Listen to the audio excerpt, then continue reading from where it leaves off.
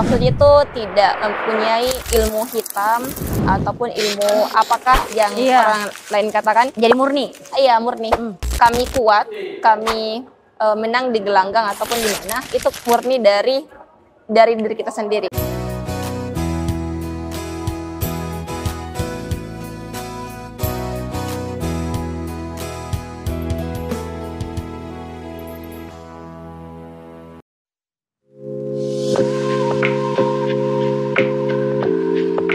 Oke, halo Sobat Unhas TV, jumpa lagi bersama saya Zahra Suchen. Nah, dalam episode Unhas Story kali ini kita akan ngobrol dengan cewek keren, tangguh, dan juga tentu sudah banyak mendapatkan penghargaan dari dunia pencaksilat. Nah, kita akan ngobrol dengan seorang mahasiswi ketua UKM Pencaksilat Universitas Hasanuddin.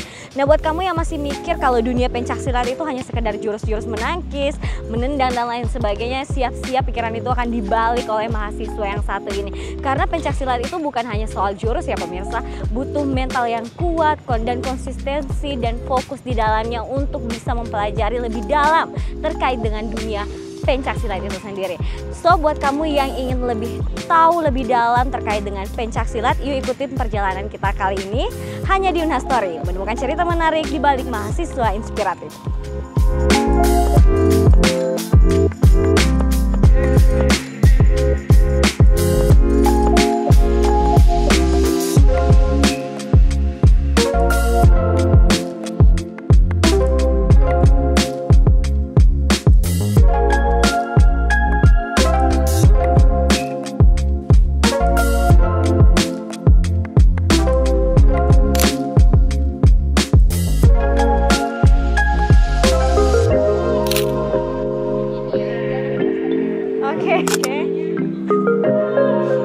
Oke. Dulu, kakiku cocok nih.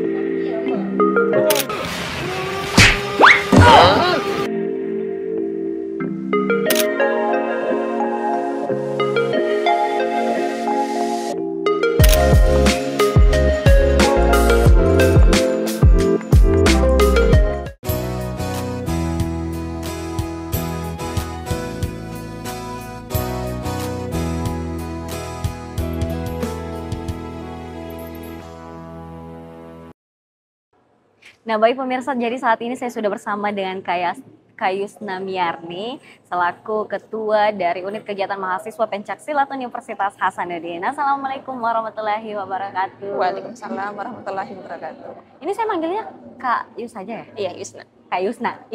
Yusna? Iya. Oke.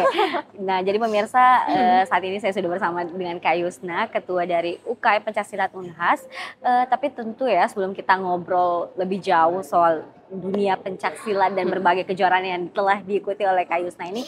Jadi pemirsa, Kak Yusna ini adalah mahasiswa ilmu politik ya Kak? Iya Kak. Ilmu politik angkatan 23. 23. Ilmu politik berarti fakultas FISIP ya Kak? Oke. Alasan untuk bergabung di FISIP itu seperti apa sih Kak? Kemudian memilih jurusan ilmu politik di kampus Unhas? Oke. Alasan masuk FISIP deh Kak? Iya. Ilmu politik lah. Lebih detail, lebih menjurus ya. Alasannya cuman ini, mau belajar tentang bagaimana sistem pemerintahan itu Kak. Tapi kan kenapa bukan ini, ilmu pemerintahan? Iya. Karena kalau politik itu lebih luas, cakupnya lebih luas. Dan saya mau belajar cara ini, berpikir kritis, logis gitu. Oke, belajar mengenai pemerintahan dengan berpikir lebih kritis dalam ilmu politik ya Kak? Iya Kak. Dulu masuknya jalur apa? Jalur SNBP. SNBP berarti jalur undangan. Iya, jalur undangan yang berdasarkan nilai rapor itu ya. Iya Kak. Orang tua dukung nggak keputusan Kakak untuk gabung di sini di ilmu politik? Kalau orang tua dukung atas apa yang anaknya lakukan. Jalannya mau apa terserah. Intinya anaknya saya yakin. Yakin.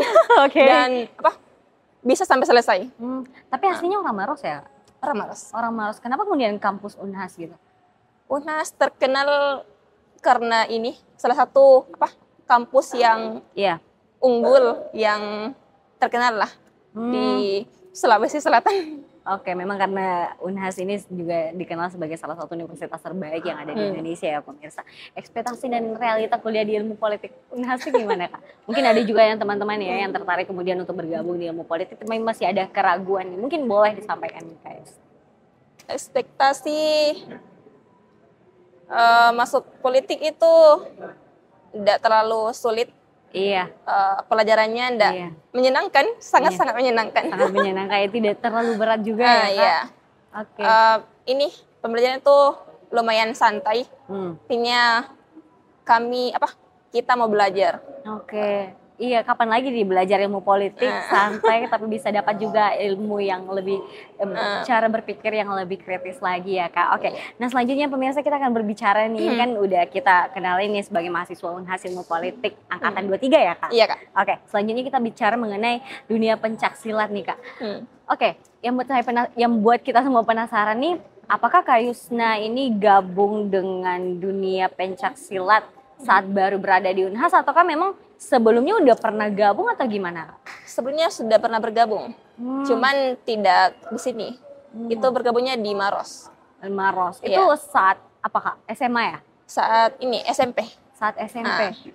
SMP naik kelas 9 kalau nggak salah. SMA lanjut lagi? Lanjut lagi. Oke. Itu awal ketertarikannya dengan dunia silat tuh seperti apa Kak? Kenapa sih kemudian milih silat ya? Karena kalau kita bicara ilmu bela diri kan banyak, nggak silat doang, ada karate, ada taekwondo dan lain sebagainya. Kenapa silat gitu Kak? Dari awal itu saya ini berminat masuk dunia bela diri, mau belajar cara mempertahankan diri, cara ini supaya kan sebagai perempuan harus jaga diri gitu. Oke. Dari SMP kelas 1 sudah ini saya mau masuk karate gitu kan, karate tapi cuman di sekolah saya tuh belum ada eskul yang bela dirinya. Di saat itu di Maros ya Kak? Iya di Maros. Kan kakakku itu ini masuk karate di sekolahnya. Jadi berminat masuk karate juga. Tapi berjalannya waktu naik kelas 9 SMP ada eskul bela diri tapi silat. Awalnya ragu mau masuk silat sih, karena saat SMP ini ya Kak. Karena apa sih, silat itu kayak orang luar pikir kan, tidak terkenal dan ada ilmu hitamnya, ilmu apakah? Masih banyak itu yang berpikiran seperti itu. Tapi tetap masuk, apalagi banyak ini teman-teman yang masuk, jadi masuk kita coba-coba dari coba-coba, tapi lama-lama ini seru masuk silat dan tidak sesuai dengan ekspektasi di awal yang ilmu dalam, ilmu apa.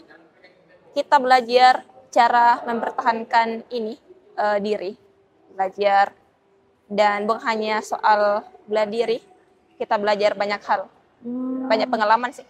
Oke, jadi selain memang jurus-jurusnya juga ya, banyak hal yang dipelajari dalam dunia pencaksilat. Dan tadi Kak Yusna menceritakan bahwa awal tertarik untuk belajar ilmu bela diri karena kita harus melindungi diri kita sendiri. Iya kan? Sebagai perempuan kan? Iya, dan tentu sebagai perempuan, kalau bukan kita yang melindungi diri kita sendiri siapa lagi? Makanya belajar ilmu ini ya Kak. Saat SMA kembali belajar ilmu silat atau ilmu bela diri yang lainnya Kak? Saat SMA lanjut silat lagi? Iya. 3 tahun full? Iya, karena sudah cinta, sudah itu nyaman di silat. Tidak bisa beralih ke tempat lain. Nah begini Kak Yus, banyak orang di luar sana yang berpikiran itu silat itu kan cuma sekedar ilmu bela diri, soal jurus-jurus. Tapi kalau menurut Kak Yusna sendiri, ilmu bela diri pencaksilat itu pasti lebih dari itu. Iya. Seperti apa sih Kak? Silat ini pengalaman pribadi ya. Iya. Silat itu mengajarkan saya bukan cuman tentang jurus-jurus, tentang memukul, membanting, menendang, menangkis. Silat mengajarkan kami soal kedisiplinan. Iya. Terus mengajarkan kami untuk mental yang kuat. Harus percaya diri. Kita silat itu mengajarkan kami untuk tidak takut bukan cuman kepada orang luar sana, tapi berani untuk maju, bicara, tampil lah gitu. Oh, oke. Intinya silat mengajarkan kami nilai-nilai kebaikan gitu. Oke. Jadi memang lebih dari sekedar jurus-jurus doang. Banyak ya, nilai-nilai kebaikan yang diajarkan silat. Yang tadi saya catat ada kedisiplinan, mental yang kuat, percaya diri, dan rasa tidak takut ya Kak. Kira-kira orang yang nggak disiplin bisa nggak belajar silat? Orang yang nggak konsisten. Apakah silat itu butuh fokus yang benar-benar harus dijalani atau gimana? Kalau nggak konsisten gimana Kak? Ya karena biasanya banyak juga orang yang FOMO doang kan. Banyak orang yang kayak ngikut di awal tapi kemudian banyak kan pasti mungkin mahasiswa yang awal-awalnya ikut UKM cuman tertarik kemudian jarang latihan, itu gimana sih? Pendapatnya Kak Yusna? Pendapat saya soal itu, mereka belum mendapatkan inti dari silat itu sendiri. Oke. Karena silat itu kita harus memang benar-benar konsisten jalankan berbagai hal. Nggak boleh setengah-setengah ya? Iya, nggak boleh setengah-setengah. Oke, nah Kak, untuk silat ini kan ada berbagai perguruan, aliran ya. Aliran. Ada banyak sih, karena kalau mengingat silat ini adalah ilmu bela diri asli yang dimiliki oleh Indonesia. Dan ada banyak perguruan dan aliran. Kalau untuk Kak Yusna, kalau dilihat dari bajunya sih udah bisa ditebak ya, tapak suci. Tapi kenapa kemudian milih tapak suci? Kenapa memiliki tapak suci? Karena tapak suci itu salah satu ortonom dari Muhammadiyah. Oke. Iya. Tapak suci dari pandangan saya sendiri ya, pribadi. Tapak suci beda dari aliran ataupun perguruan yang lain. Tapak suci itu tidak mempunyai ilmu hitam ataupun ilmu apakah yang orang lain katakan. Jadi murni? Iya, murni. Kami kuat, kami menang di gelanggang ataupun di mana, itu murni dari diri kita sendiri. Hasil latihan? Iya, hasil latihan, ketangguhan dari kami. Gitu. Tidak pakai apapun. Berarti untuk tapak suci itu murni ya Kak, tidak ada campur aduk dengan yang lainnya. Oke, bicara terkait dengan UKM Pencaksilat Unhas, ini ada berapa aliran nih Kak kalau di Pencaksilat Universitas Hasanuddin? Ada 3 aliran Kak. 3 aliran? Iya. Oke, pertama tapak suci pastinya udah ketua UKM-nya udah pakai baju tapak suci. Tapak suci, merpati putih, dan PSHT. PSHT. Iya. Perbedaan mendasar dari 3 aliran ini tuh seperti apa sih Kak kalau di Unhas sendiri? Perbedaan mendasar mungkin saya kurang paham, tahu lah. Kan kita punya program masing-masing. Iya. Tapi kalau untuk tapak suci sendiri yang jadi ciri khasnya tuh apa? Ciri khasnya tapak suci itu dia mempunyai gerakan yang indah begitu, lembut. Iya. Dia tidak keras seperti yang lain gitu. Tapi kalau untuk tapak suci sendiri dominan gerakan apa Kak? Dominan gerakan dia kaidah dan menendang gitu, menangkis. Oke, untuk tapak suci ya. Jadi gerakannya lembut seperti yang bisa mungkin teman-teman lihat di belakang ya pemirsa, sedang berlangsung juga pelatihan rutin yang dilaksanakan oleh UKM Pencaksilat. Nah Kak, mungkin boleh nih ditegaskan kembali Kak Yusna terkait dengan pentingnya para perempuan untuk belajar ilmu bela diri. Perempuan itu harus belajar bela diri. Betul. Karena kita kan dianggap sebagai orang yang lemah. Iya, lemah. Kita harus patahkan statement yang itu sih. Karena perempuan juga enggak jauh lebih kuat dari laki-laki. Jadi kita harus latihan, kita harus masuk bela diri, belajar bela diri. Walaupun cuman beberapa hal yang bisa dipelajari. Intinya ada dasar lah. Ada dasar ya, penting banget itu dasar. Oke, Menarik ya pemirsa, karena memang masih banyak masyarakat kita yang beranggapan bahwa perempuan itu adalah makhluk yang lemah. Dengan bela diri, bahkan untuk dasar-dasarnya aja yang kita ketahui, kita bisa membuktikan bahwa kita makhluk yang kuat. Iya. Oke, sebagaimana yang kita ketahui bahwa Ketua UKM Pencaksilat Unhas adalah seorang perempuan. Nah pemirsa, Kak Yusna ini sudah banyak menggait ya penghargaan dari beragam perlombaan dari UKM Pencaksilat itu sendiri, dan yang terakhir ada di Ponegoro ya Kak, yang baru-baru ini diselenggarakan oleh Silat Community. Di antara semua penghargaan atau kompetisi yang sudah dilalui oleh Kak Yusna sendiri, yang paling berkesan tuh apa Kak? Di antara semuanya? Semuanya kan pasti berkesan untuk saya. Pasti punya ceritanya masing-masing. Iya. Tapi yang paling berkesan itu pada saat tahun 2022. Di mana itu Kak? Di sini Kak, Rektor Unhas Cup 2022. Kenapa tuh Kak? Biasanya itu yang berkesan kalau di luar daerah. Tapi dari pribadi ya. Iya. Berkesan karena itu kejuaraan saya yang kedua. Iya. Terus kan itu masih SMA. Oke. Kelas yang dipertandingkan itu untuk kelasku tidak ada toh Kak. Tidak tersedia. Tapi saya berusaha untuk masuk di kelas yang dipertandingkan. Kelas apa saat itu Kak? Kelas D Putri. Remaja. Oke. Kan sekarang sudah dewasa. Iya. Kemarin remaja. Oke. Saya harus turunkan berat badan. Iya, ada kualifikasi berat badan untuk setiap kelas ya. Oke. Harus turunkan berat badan. Saya mungkin 3 kilo. Turunkan. Iya. Mungkin bagi orang-orang yang sudah terbiasa mungkin agak mudah turunkan. Tapi saya kan ini kan baru saya lagi ini turun kejuaraan. Jadi agak susah saya turunkan berat badan. Itu menurunkan berat badannya dalam waktu berapa lama? Beberapa minggu. Iya. 3 kilo? Iya. Oke, nanti mungkin boleh dibagi tipsnya juga ya. Ini, saya enggak terlalu nikmati kejuaraan kayak nonton, support teman-teman. Saya setiap pagi, siang, bahkan sore, saya lari terus, lari. Supaya berat badanku tuh turun. Karena pada saat kejuaraan, sudah hari H, beratku belum masuk kelas. Saat hari H? Iya. Oke, jadi gimana tuh Kak saat itu? Saya lari terus makan itu cuman beberapa suap gitu. Oke. Terus pokoknya diet ketat ya. Iya, diet ketat sekali. Dan saya merasa hari itu sangat lama sekali.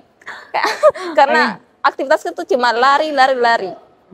Dan ini kan kejuaraan nasional, banyak dari atlet yang sudah berpengalaman di luar sana, dan saya baru pemula pada saat itu.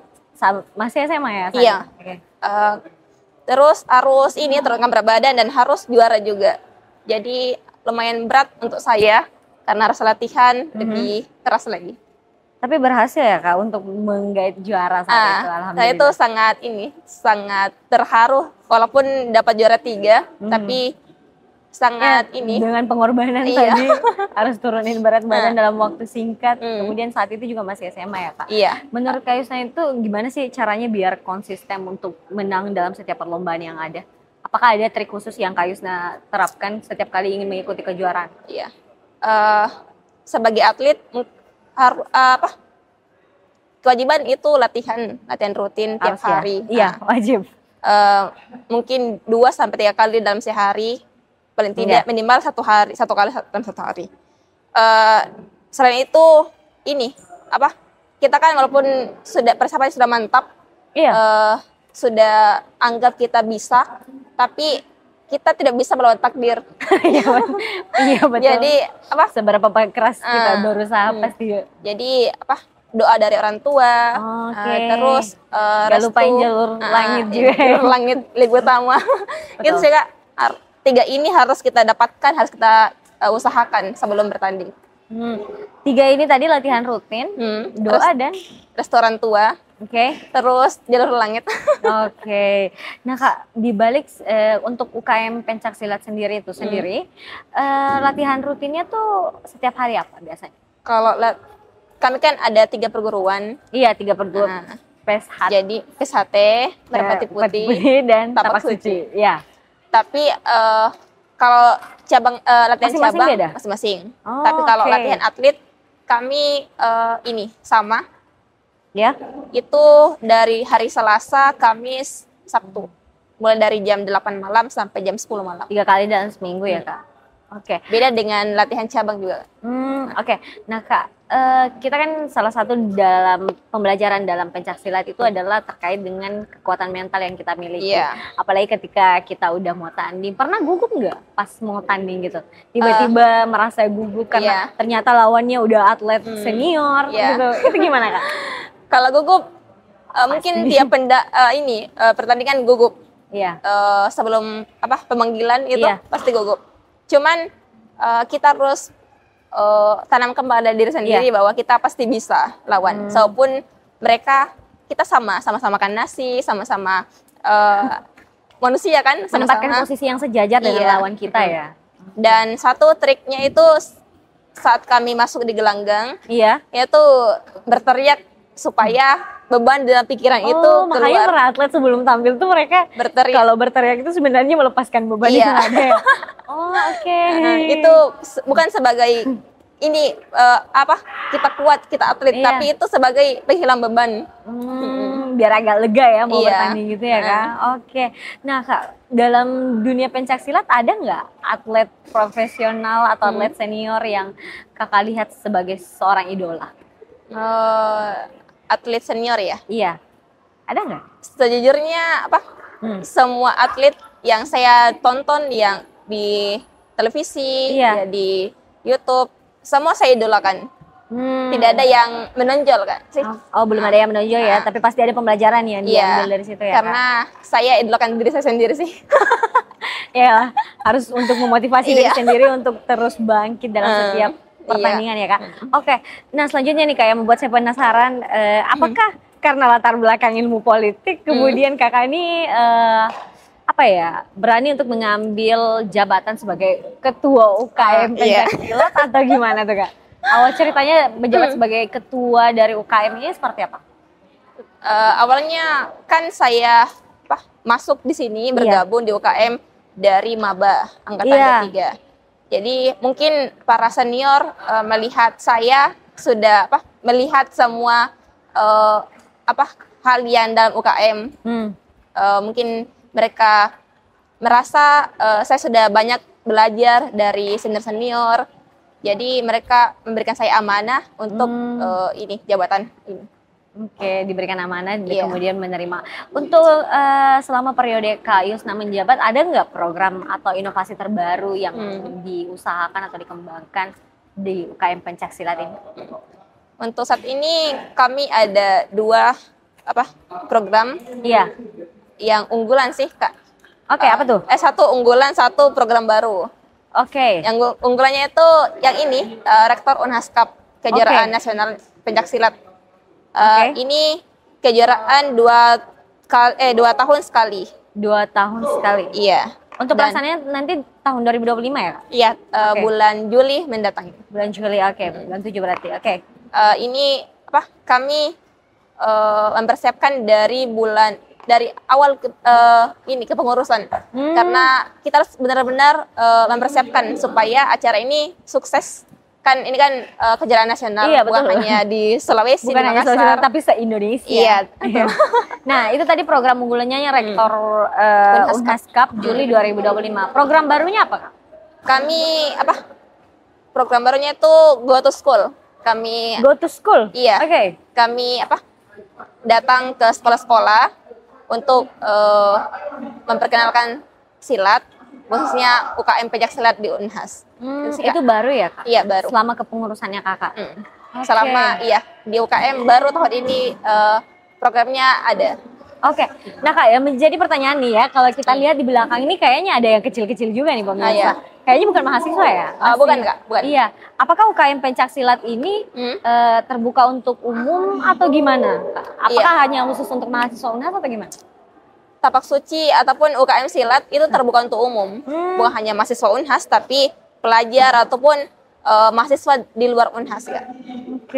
Jadi terbuka ya? Bahkan yang belum menjadi mahasiswa atau yang sudah lulus juga bisa jadi? Iya, sudah lulus juga boleh. Nah dalam waktu dekat Kak, adakah kejuaraan yang tengah dipersiapkan? Ada Kak. Apa tuh? Ini kan masa seleksi ya. Iya. Ada kejuaraan dunia tapak suci. Oke. Itu di bulan Juli, akhir bulan Juli di Brawijaya Kak, di Malang. Brawijaya. Tahun ini. Tahun ini. Bersama dengan rektor Kapian tadi dong. Iya, rektor awal bulan, kejuaraan dunia akhir bulan ya Kak. Oke, sebagai seorang ketua dari UKM Pencaksilat, ada yang ingin disampaikan mungkin kepada anggotanya? Mungkin pesan-pesannya agar lebih giat berlatih atau lain sebagainya. Oke. Pesan kepada anggota UKM ya? Iya. Kepada anggota UKM mungkin lebih aktif lagi dalam kepengurusan, karena kalau hanya ketua yang bekerja, yang sadar, yang itu agak sulit untuk UKM dikembangkan. Jadi kepada anggota-anggotaku, ayo aktif lagi dalam kepengurusan. Oke, nah Kak, untuk mungkin kepada mahasiswa UNHAS ya atau masyarakat umum, mungkin boleh disampaikan ajakannya untuk bergabung ke UKM Pencaksilat mengenai kenapa sih sebenarnya ilmu bela diri itu penting, tidak hanya untuk laki-laki, tidak hanya untuk perempuan, tapi untuk semuanya. Oke. Kepada teman-teman semua, dalam UKM Pencaksilat itu kami mengajarkan cara bagaimana mempertahankan diri dan juga bagaimana cara kita menjadi pribadi yang lebih tangguh lagi. Kami mengajak semua teman-teman yang ada di UNHAS maupun di luar UNHAS untuk bergabung di UKM Pencaksilat UNHAS. Oke. Nah Kak, sebelum menutup pembicaraan kali ini, ada yang benar-benar saya penasaran nih dari ingin tahu. Setelah lulus, target lulusnya tuh kapan nih Kak? Dan apakah nanti setelah lulus akan fokus pada akademik dulu, akademik ilmu politik, ataukah akan fokus pada dunia pencaksilat atau gimana? Kalau rencana lulusnya itu secepatnya sih Kak? Iya. Apakah di semester 7, di semester 8? Iya. Kalau kedepannya sudah ada beberapa rencana, tapi kan saya belum bisa pastikan itu semua. Kita hanya bisa berencana memang, tapi hanya menentukan. Iya. Kalau mungkin setelah ini saya fokus ke akademik. Saya pulang ke Maros sebagai Bupati Maros mungkin. Punya cita-cita yang besar ya untuk memimpin Maros ya. Terus kedua mungkin saya mau bangun akademik silat, pencaksilat sebagai pelatih ataupun untuk anak-anak generasi muda untuk belajar bela diri. Sih Kak. Untuk kembali mengajarkan UKM pencaksilat itu kepada generasi-generasi yang lebih muda lagi ya Kak. Oke. Nah baik pemirsa, terima kasih banyak Kak Yusna atas sharingnya hari ini, inspiratifnya hari ini sebagai ketua UKM Pencaksilat, dan juga sudah sharing pengalamannya tadi dari berbagai kompetisi dan perlombaan dan tips-tips dalam dunia pencaksilat.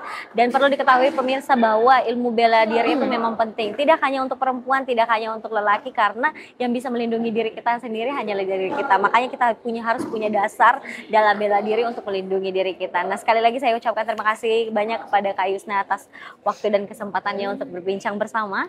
Terima kasih juga kepada para pemirsa UNHAS TV yang selalu setia menyaksikan UNHAS Story kali ini. Dan untuk itu saya Zahra Sabita Sucen beserta seluruh kru yang bertugas pamit undur diri dan sampai jumpa.